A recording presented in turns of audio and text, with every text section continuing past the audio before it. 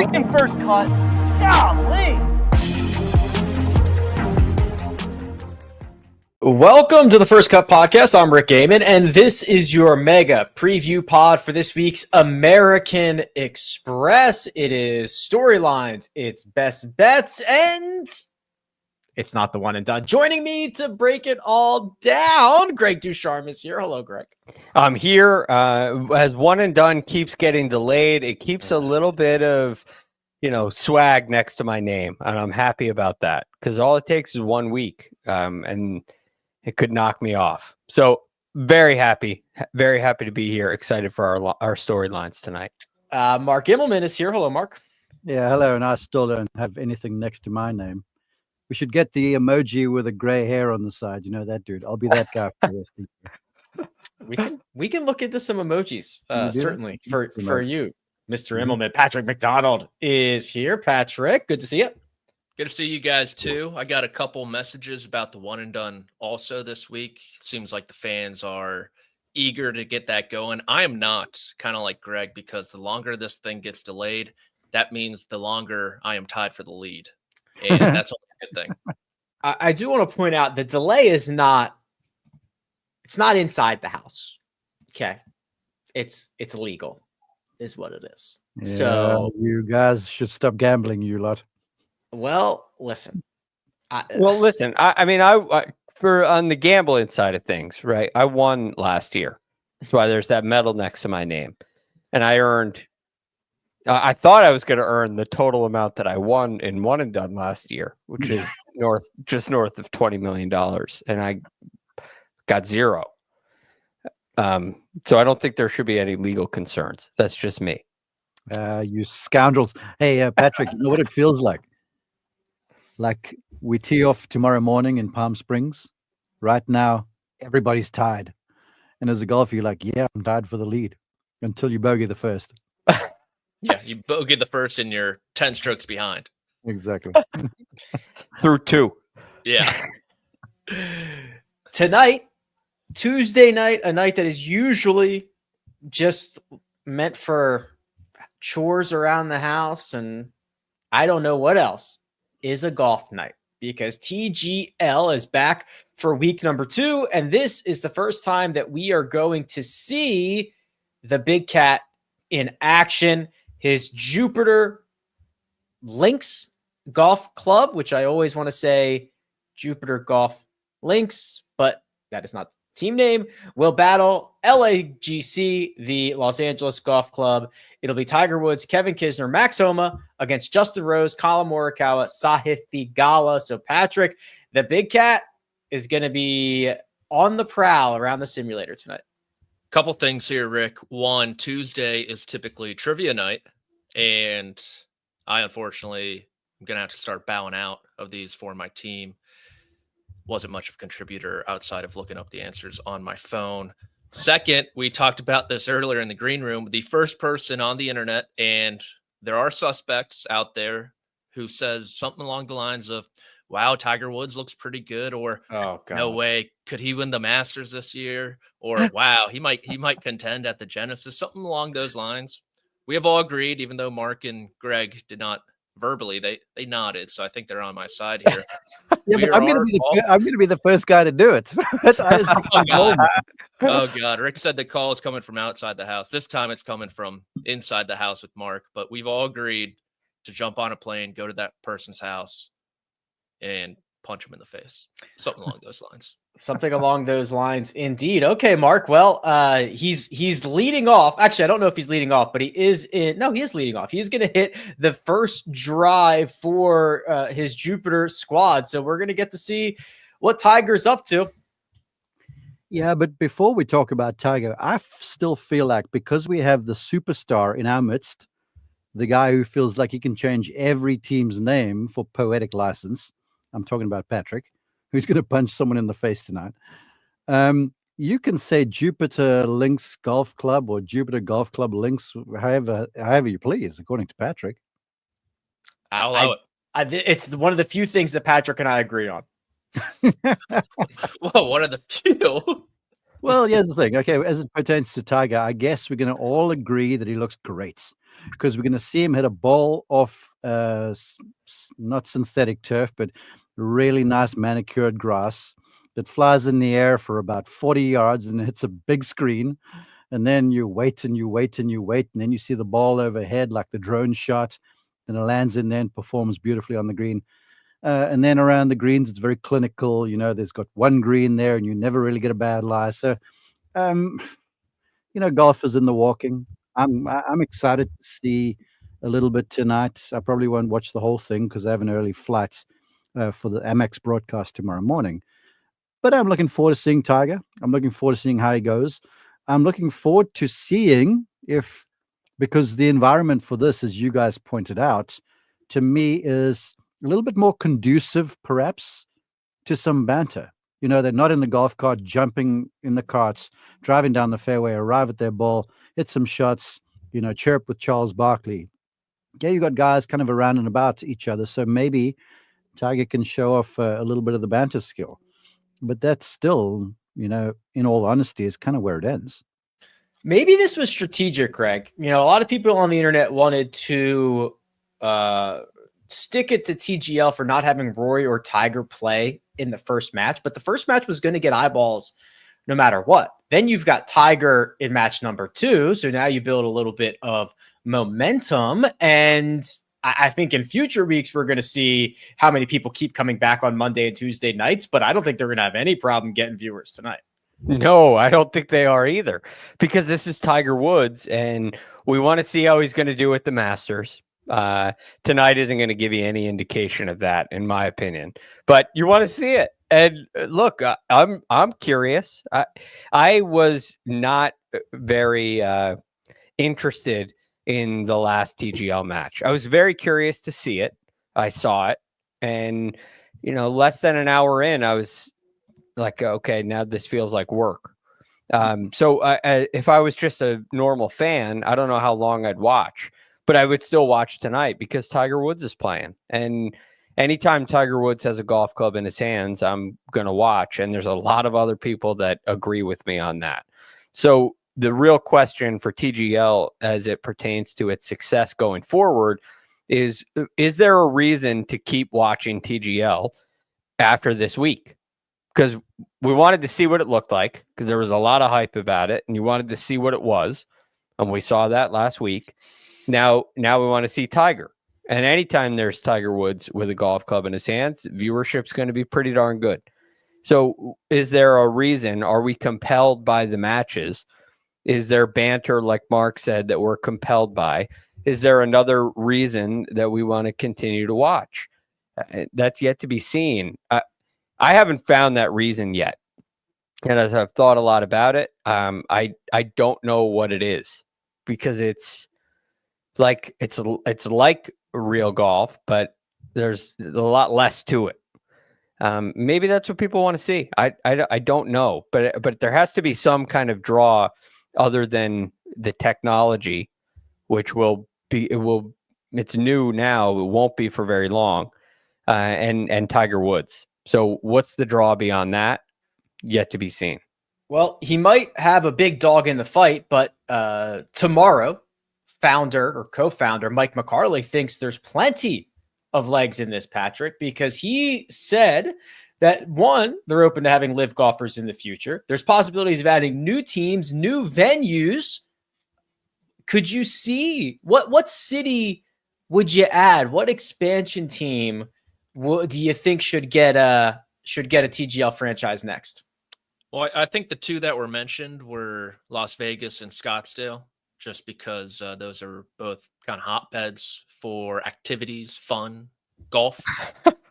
And I mean, one thing we didn't touch on about tonight's match is the home arena advantage.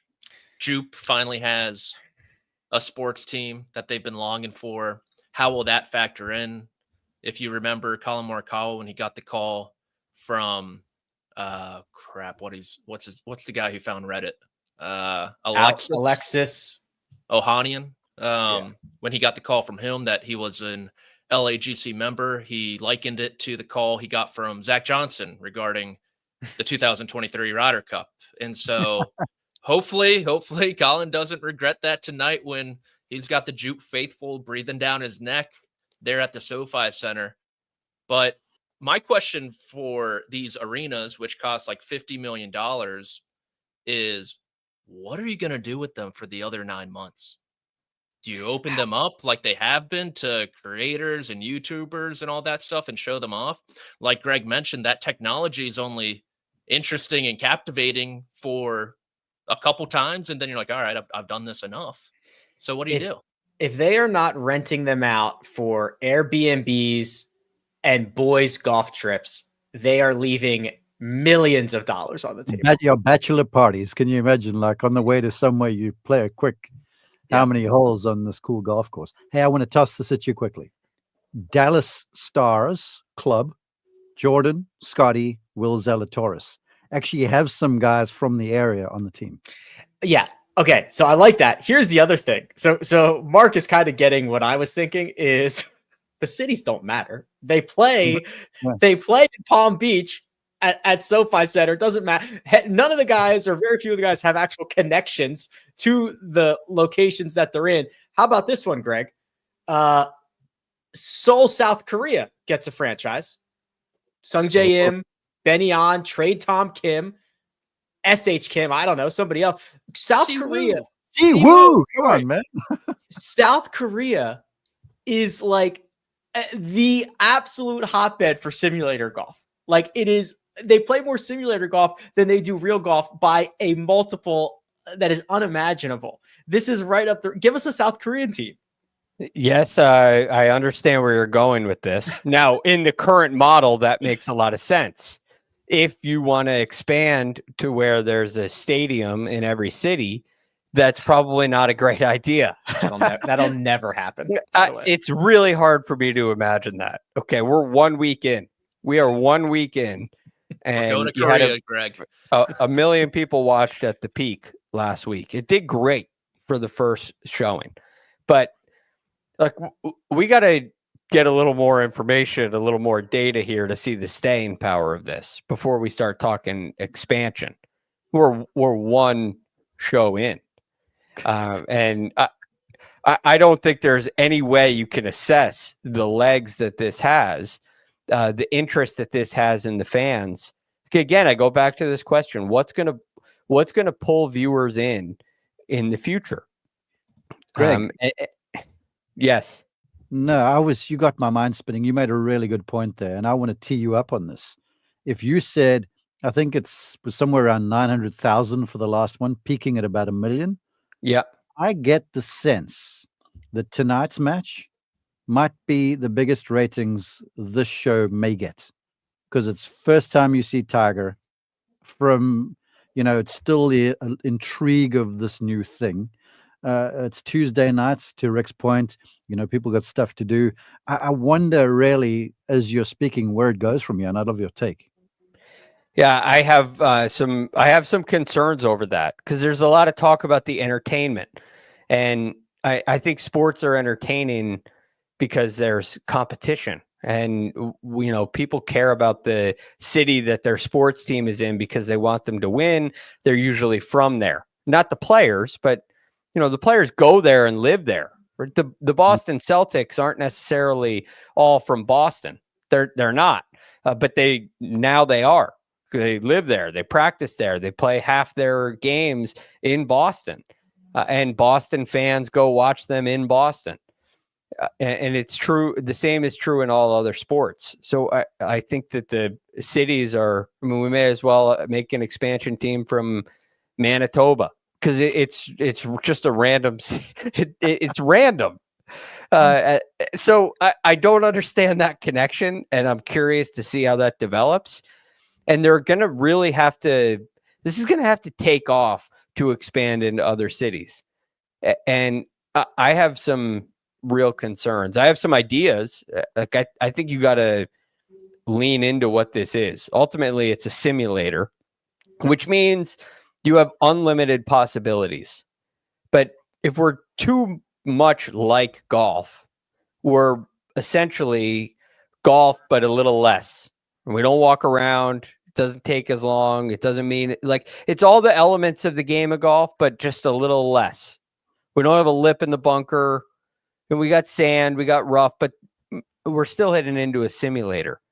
But if you designed a course, I'm not even going to say a golf course, but you design a course that's maybe in New York City, and the team has to work together to get from lower Manhattan to Brooklyn.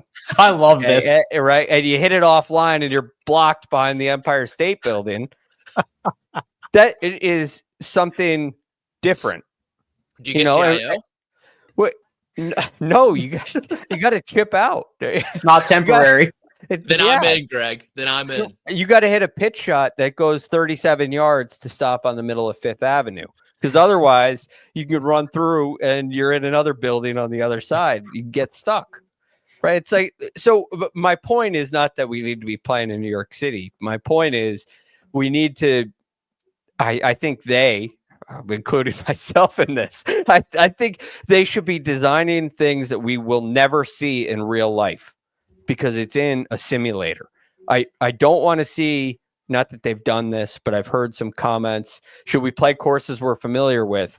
I don't want to be at Pebble Beach where we're at Pebble Beach, but we don't have the views. This is the 7th hole at Pebble, but it's actually not. It's in a stadium in Palm Beach. So I think there's opportunity for this to be really cool, but it's a little outside the box. And I don't know that they're going to go there. Yeah, a couple things. I spoke to a number of folks kind of in the industry on Wednesday and Thursday after, 2 Tuesdays ago. And I was like, so what was your take? And what I heard across the board was, I like the shot clock. And that was about it. It's not like people were glowing about this and that. I thought the vibe was pretty cool. I'd like to go and experience it one time. But everyone was like, I like the shot clock. And if just the pace of play is the intrigue behind the thing, it's got a short lifespan. I will say this, while we're hypothesizing, many, many years ago in South Africa, and Gary Player was the architect of this, one of the big stadiums in Johannesburg, they built 9 greens on the pitch, on the rugby pitch. And then they built tees up in the stadium. So you'd hit some wedge from 90 yards up and row 300F kind of thing. Mm-hmm. And there were a few celebrities, and it was fun because it's enclosed, it's inside the stadium.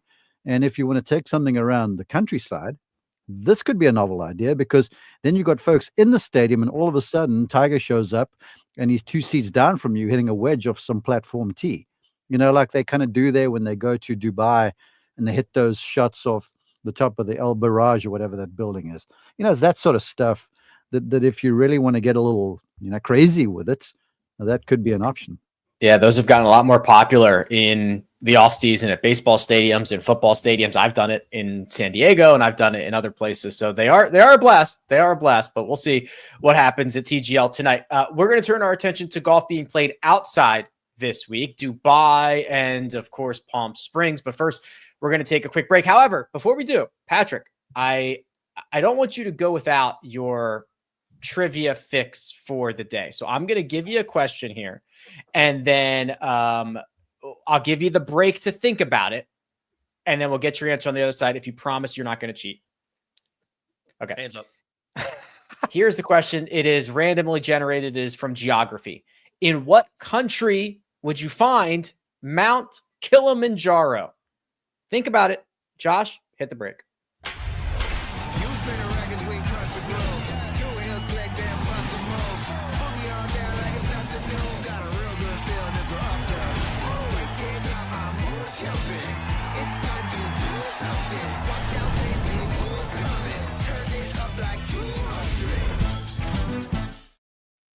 And we're back. All right, Patrick. Mount Kilimanjaro. What country? So it is in Africa. And all right. You're warm. Or Mark's pointing to South Africa. I don't think that's right. It you didn't pay attention in world geography. I had a friend summit it once. I think that's the correct terminology. Where was he? Is it Tasmania? No. Oh, dude, right hemisphere. You ice cold now. Tasmania is in school. the Antipodes. Well, it's not a. It's oh my god, Tasmania. I have no. It's something like that though, right? Yeah, you're all over it. Mark, you want to help him out? What we call it Tanzania, you would call it Tanzania. We would call it Tanzania. Tanzania. Oh, where's Tasmania? That's south of Australia, bro. It's Yes. between New Zealand. Oh, is it really? Yes. Yes. Yes. Oh my. exactly right. Well, okay. Well, Count it. Just listen, count you were trivia. close in I'm close. vocabulary, not close in geography, but we got you there one way or another. Dubai is where we're headed, Greg, because some of the best players in the world are teeing it up there, including Rory McIlroy, Jon Rahm, Tommy Fleetwood, Robert McIntyre has been all over the globe. Victor Hovland is there. Terrell Hatton is there. A stout field that this event always draws. Adam Scott as well. Dubai Desert Classic this year should be pretty entertaining.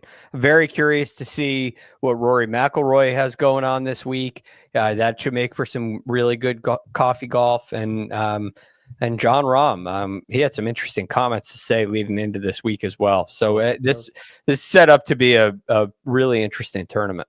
Here are those comments, Patrick. Quote, I think at this point to not give Live World ranking points and the credibility it deserves, I think it's wrong. Is he speaking from his wallet or is he speaking from his mind here? Probably both, I would say. Josh and I were talking about this earlier, just generally his comments, and the consensus we came on is everyone in golf just thinks they're a lot more important than they actually are. And Jon Rahm certainly got a little bit of that feeling last year moving over to Live and maybe not getting the recognition he deserved for a stellar season on Live Golf, winning the Live individual titles. So I was more interested in I'm so over the OWGR discourse. I'm just done with it. I do not care what any of these guys have to say. If they somehow down the road get points, cool, happy for them. If they don't, cool, happy for them. But we've been doing this for a long time, and Live Golf has even backed out of the discourse themselves. So why are we still having it?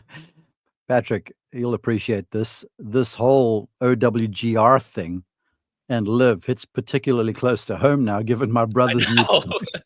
That's right. I just forgot about that. That's right. I just want to shadow Trevor at the first major of the year. And watch Jon Rahm lining him up from about 50 yards going, yo, bro, what's going on? Yes, the thing. I mean, I'm sure you guys saw the Eugenio Chikara comments the other day. And he's like, we went there. They promised us points. They haven't delivered.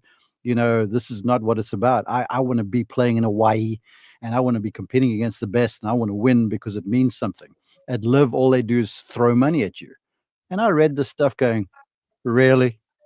You're only realizing that now? You actually thought that when they came to you with this proposal that it was going to happen? I mean, the whole thing, to Patrick's point, is it's almost laughable, some of these responses at times. And you're right, Patrick. To me, remember how vocal everyone was at every turn, all the Live guys? That's kind of gone away unless my algorithm on X has changed, because I'm not hearing that many people just moan about the thing anymore. Yeah. It is. Go ahead, Greg. Sorry. You know, I heard a couple of really interesting things. This is what irks me about it and why we're all probably feeling so done with it. But like you didn't get invited to the birthday party and you're complaining that you didn't get invited to the birthday party because you didn't invite the best people to the birthday party. Well, you know, who's to decide that? It's like we're playing a game here. We have rules here. You decided, a very important word, you decided to leave that game and go start your own game and then complain that you're not invited to, you're not included in the game that you left. It just doesn't make any sense to me. And you've made no effort to acquiesce to the rules that exist that aren't changing. You've begged and whined and slammed your fist to try to get them to change their rules that they've had in place since the beginning of the OWGR. So it really bothers me in that sense, just that general attitude. And then you hear that half, I believe this is right, Patrick will probably know more than me on this, but half the players that got relegated from Live last year are back on teams this year. Right. And no one from the international series got an automatic exemption. I heard that as well. So it's like they've gone farther away from what it takes to acquire OWGR points. And I don't understand that. I don't understand the direction. They've seemed to have quit on the whole thing. Yeah, there's a quippy saying that goes something like, I'll do anything to lose weight but diet and exercise. And Liv is basically saying, I'll do anything to get OWGR points except play 4 rounds and have open qualifying. Like, well, okay. Like we could have solved this 2 years ago, 3 years ago. We could have solved this and you'd have your points and all that stuff. It's just, I cannot believe Jon Rahm still gets in front of a microphone and talks about OWGR points. It's shocking. Well, when you're the highest paid player in the league, you're the tip of the spear. And so someone needs to sort of keep taking some of the headwind because like we pointed out, all the other folks, I haven't heard from Dustin Johnson in like forever. Not that he was that vocal at the beginning of it all, but Patrick Reed was pretty mouthy.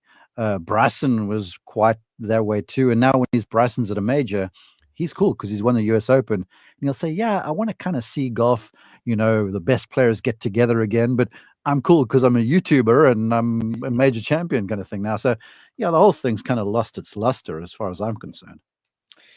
The American Express in Palm Springs this week, Nick Dunlap will be defending a golf tournament for the first time. He was an amateur when he won this last year. That's been very well documented. Patrick, he just turned 21 3 weeks ago. He wrote something for the Players Tribune today. It's got some insight, on his last 12 months and the craziness that occurred and how he was certainly not expecting to be in the position. I mean, his career trajectory probably got moved up multiple years from 4 great days at the Amex last year.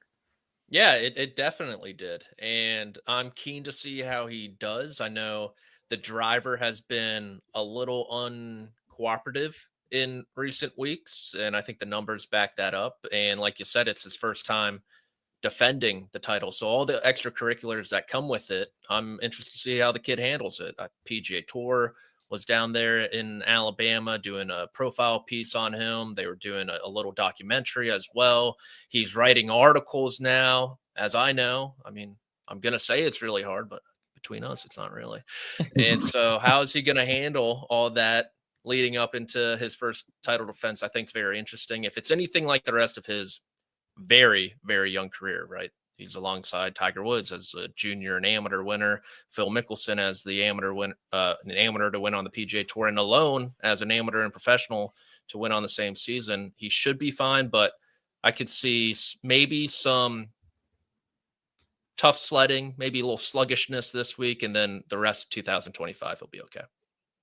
There are a couple of really good quotes in this. Again, he wrote for the Players Tribune. It came out about 7 or 8 hours ago. It talks about how he was feeling in the moment. And Greg, he this one paragraph kind of stands out to me. He says he tries to play a trick on his mind, and he just loves it when people think that he cannot do something.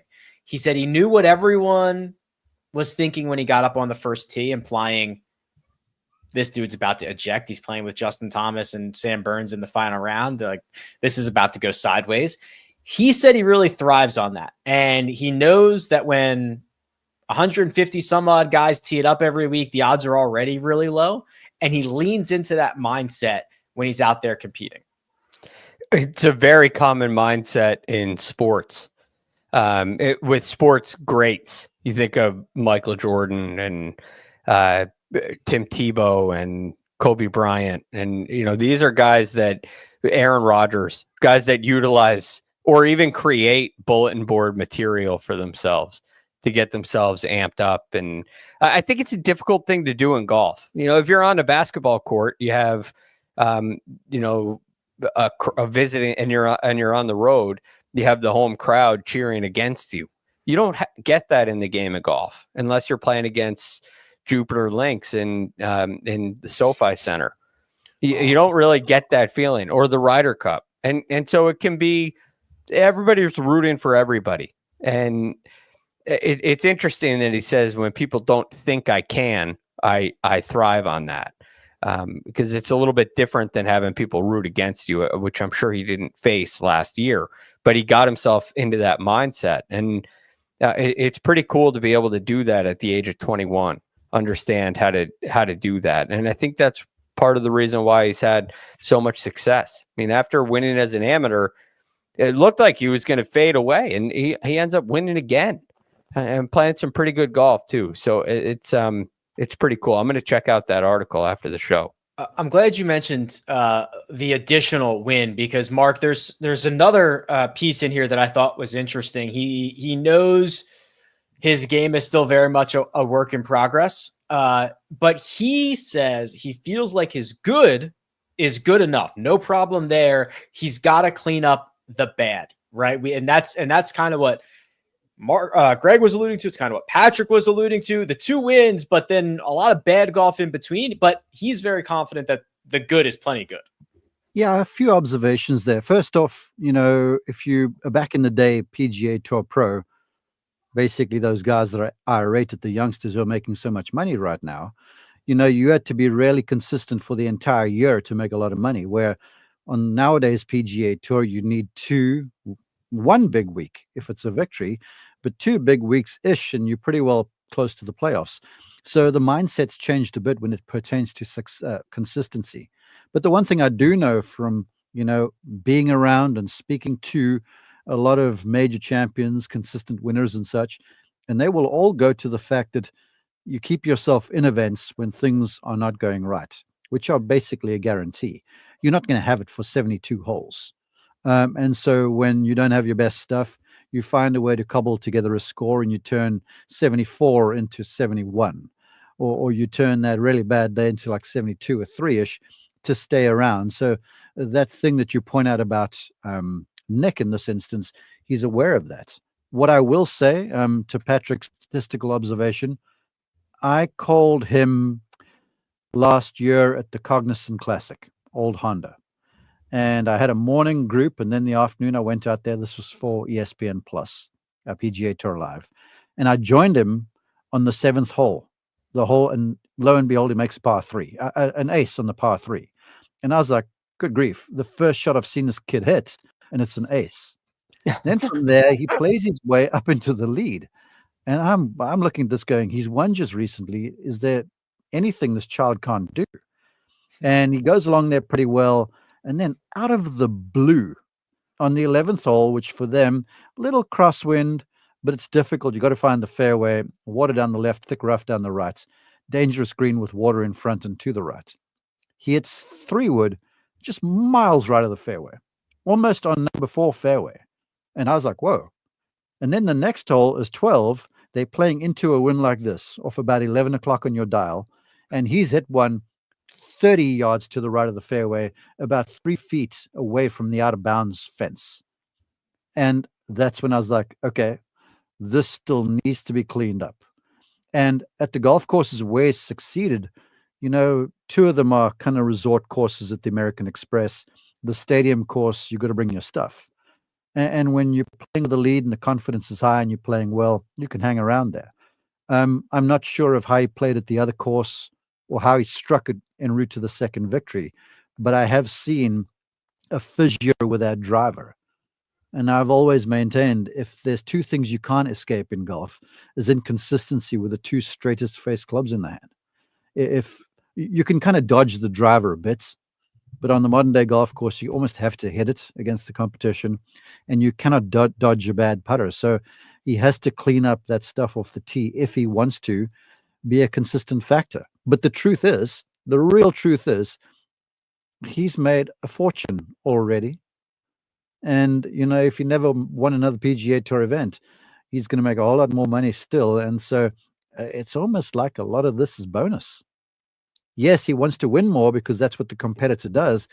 But I'd almost say to him, big guy, you're playing with house money. Let that thing go and just wait for your next week, because you have proven that when you've been in contention, you can win, and that is a skill. Yeah, lots of bonus, lots of gravy for Nick Dunlap. We've got a lot of other golfers to talk about, but we're going to do that in our next segment, which will be our bets for the week. But Patrick, I'm coming back to you. I've got another trivia question for you. The answer is not Tanzania. This one is from the sports category, and quite honestly, I think you might get this because of your ties. My knowledge. Again, big brain. I will let you mull it over during the break, but the question is, what is the national sport of Japan? Josh, we'll see you on the other side.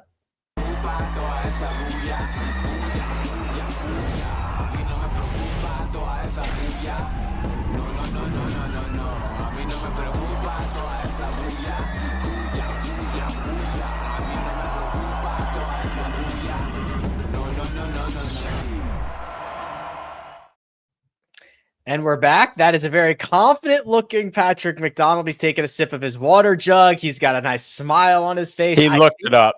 I think he has narrowed it down. And I will ask again for those just joining.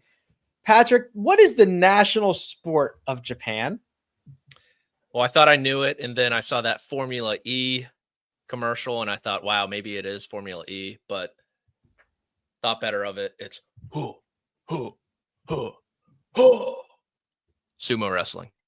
Sumo wrestling is correct, Patrick. Wow. Yep. Quarter Japanese. People forget. Patrick, have you ever sumo wrestled? I did once in one of those suits. Yes. It was at my friend's birthday party. I think I was in maybe the 5th grade. I was about 3 feet tall. I barely fit in the suit, and I got my butt kicked. Nice. Hey, Yes. Patrick, have you ever been in those big blow up balls where you roll around and bump into it? I want to do that. Yeah, what is that called? Bubble soccer, something like that. Cool. Yeah. Yeah, it always just turns into everyone running into each other. It turns into like a concussion fest. Yeah. People get lit up in that. Yeah, I think it's called concussion ball. Yeah.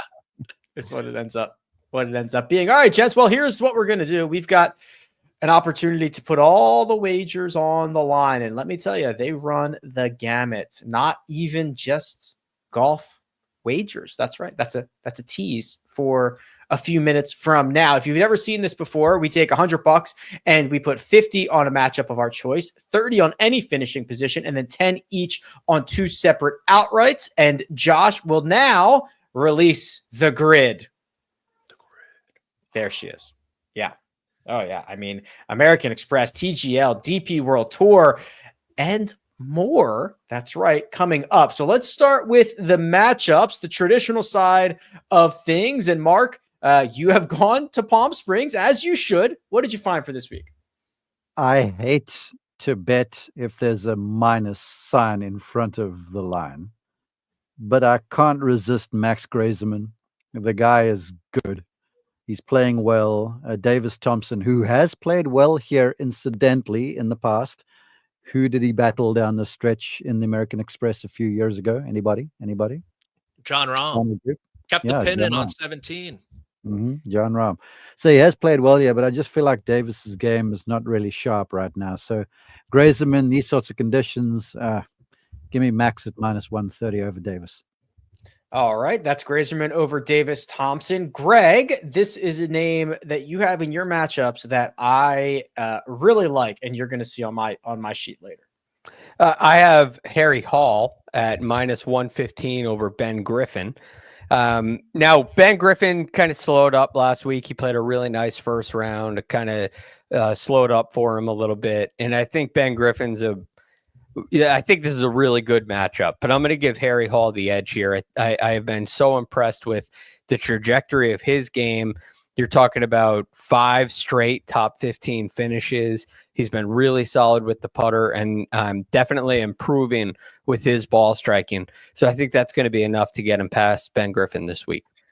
I wrapped us up here with another traditional matchup. Sam Burns -125 over Tony Finau. I like the approach plus putting, and Finau's just looks a little off since coming back from that offseason knee procedure. Now, Patrick, you are going to get us started here as you did last week. You are undefeated. You are currently sporting a 100% win rate on TGL picks, and you are going after it again. I was looking to try to find an angle for the plus money side, Jupiter Links, but I just couldn't come to it. So it's LAGC -163 to win over NBC broadcaster Kevin Kisner, co-founder Tiger Woods, and Maxwell Homa. So you just have to play LA in this instance. I wanted to take the plus money, but there's no way. Isn't it crazy how Max Homa is like the ultimate LA guy? He's a Dodger fanatic. He's from the area, and he's playing against LAGC. That just doesn't work for me mentally. That's the one thing I am worried about, Mark. Well, he is only going to hit a third of the shot. And like you said, a guy who plays twice a year and a guy who makes more money broadcasting than playing golf alongside that he's going to have to drag around. So that's Burns over Finau, Harry Hall over Ben Griffin, Max Grosserman over Davis Thompson, and those pesky LAGC, as Patrick sees it, getting their first victory over Jupiter tonight in the TGL. Finishing positions or close enough. Greg, I see a nickname on here. The nickname says the Desert Fox for a top 30. Tell us who the Desert Fox is. Oh, you know who the Desert Fox is. Johnny Miller. I do. Adam Hadwin. All right, Adam Hadwin for a top 30. Now, he has not been playing great, but he also hasn't been playing a lot. So he finished 29th at the Century, tied 59th at the Sony Open, enough to make the cut. The end of the fall wasn't great for him, but when he comes to the American Express, when he comes to the desert, things change for Adam Hadwin. I'll read you some of his recent finishes. Tied 6th, that was last year. Tied 18th, tied 25th, tied 32nd, tied 2nd, tied 3rd, 2nd, tied 6th. He loves these golf courses, and I think we're gonna get a nice performance out of Adam Hadwin. So I got him for a top 30 at plus 165. Love that number. Given that you're stealing Johnny Miller's nickname there, Yes. I'd like to ask you, because Adam shot 59 at La Quinta. So who Yes. was, you're going to call him Mr. 59 next. Who is the original Mr. 59? Who first got that name? Oh, I'm Al Geiberger. Yeah, That's right. there you go. Nice. Yeah.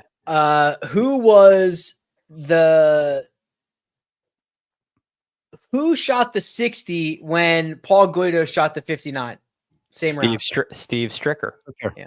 Yeah, that one always sticks out to me because Paul Guido shot 59 and had a one-shot lead. Who is Mr. 58? Jim Furyk. Jim Furyk. Yeah. Who is Mr. 57? Cristobal del Well, Solar. something, yeah. Uh-huh. Who's Who not? shot 59 but doesn't have the course record? That would be Cam Young. Yes. Wow. Greg When is was like that? When was that? This past year At River Highlands, TPC River Highlands. Gosh, that's yeah, right. yeah, I can't remember now. Mhm. Anything else? Yes. Who is Mr. 38? Mr. 38. I don't even know what that means. Chris Ventura this week. That's Kim Jong-il. Remember the first time the old North Korean dictator, the first and only time he ever played golf, he was like 38 under par, including 11 holes in one. Yes. How could I forget? He was Remember? playing at the SoFi Center, wasn't he? He's very lost clearly their- the great. We talk about Jack and Tiger. It's like, Yes. what are we even doing? He was This guy like shot 38. 11 aces in one round. He's like, I'm good. This isn't that fun anymore. Yeah, it was going to be some negative regression there because that's Yeah. just not sustainable. So he bowed out. Yeah, he was putting the lights out. I went with Chris Ventura top 40 at plus 260. Love the talent. You get 3 guaranteed rounds before you've got to make a cut. There are plenty of scoring opportunities that I think he can take advantage of. Good enough number for me, plus 260, Chris Ventura. Mark, you also have a top 40. Who is your finishing position, please? Love my top 40 bets. This man is from just over the mountains there in the San Jose area, and he is a bit of a desert fox himself. I mean, just always pops up. I feel like Mark Hubbard is playing really well. The Californian in California, top 40 is going to be a breeze, plus 120. A breeze. Okay. Breeze, Lock it breezy. up. Now, Patrick, we usually do finishing positions. We give you a lot of slack here. We never push back, and I'm certainly not going to do it this time because you have chosen a very specific prop wager from TGL tonight. Please reveal to the people what it is. I'd argue this is the most finishing position of the finishing position bets because it relates to the finishing position of these players' golf balls. And I like Collin Morikawa, minus 128, closest to the pin on number 5, a.k.a. Wait, I wrote it down somewhere. Crack On. It's a 180-yard par 3. Pretty boring design. Apologies to the architecture behind it, but come on. Do something better. And guess who he's taking on? Kevin NBC Kisner. broadcaster Kevin Kisner. I'm taking Kisner in that bet. Let's go. You and me. Whoa. All right. Come Fair on now. enough. Let's do it. Although maybe because Kisner's had more time on his hands, maybe he's been grinding in the sim. Have we thought about that? No, Great he's equalizer. he's got the freedom of not really giving us stuff. I mean, he doesn't have to prove himself anymore. He talks for a living. So yeah, give me Kiz. I'll take on Kiz versus Colin. Wow. All right. Okay. Hole number Fair 5 closest to the pin for our record books. Patrick will be taking Collin Morikawa minus 128. Now, I had something else to ask you about that, Patrick, but I don't remember what it is. Outrights, please. I'll think of it and I'll get back to you. Outrights. Now, these are running. I see both PGA Tour. I see DP World Tour. Patrick, why don't we just bounce it right back to you? You're going for the opportunity of a perfect grid. So you've got one from each tour. What'd you find? I went with Tyrrell Hatton there in Dubai at 10-1. You put that guy in the Middle East, he's going to contend. Hasn't played great here the past couple of years, but generally good at this golf course. And then Sam Burns, 16-1. I'm just ready for some of these bigger names to start winning again. And Burns had a great chance at this golf tournament last year. He makes a ton of putts. His iron play to end 2024 was improved. So I think it's a great spot for him at 16-1. 16-1 for Sam Burns, 10-1 for Tyrrell Hatton. I also think it's time for big boys to win. So I went with Rory McIlroy at 3.5-1 over in Dubai, and Harry Hall, who I foreshadowed earlier. One of the best putters, one of the best short games on tour, has really started to figure out the long game. Now working with Butch Harmon, confidence at an all-time high. Probably should have won last week, if not have gotten into the playoff. Harry Hall at 45-1 in an event where you got to make a lot of birdies. Mark, you are rolling out a hot hand and a guy who's had a lot of success at this golf course. Yeah, the latter is a Californian, and you want some big names to start winning. I think Patrick Cantlay finds the recipe this week. It's the kind of event where, unless it's just an aberration, you barely got any wind. It's like playing in a dome. So the way he rolls it, the way he strikes the irons, I love him at plus 1,800, 18-1. And then arguably the hottest player on the PGA Tour, Nico Echeverria. I'm like, why not? Let's do it. Plus 5,000. The guy's striking it great. He's putting like a banshee. I mean, I'm all over Nico Echeverria this week.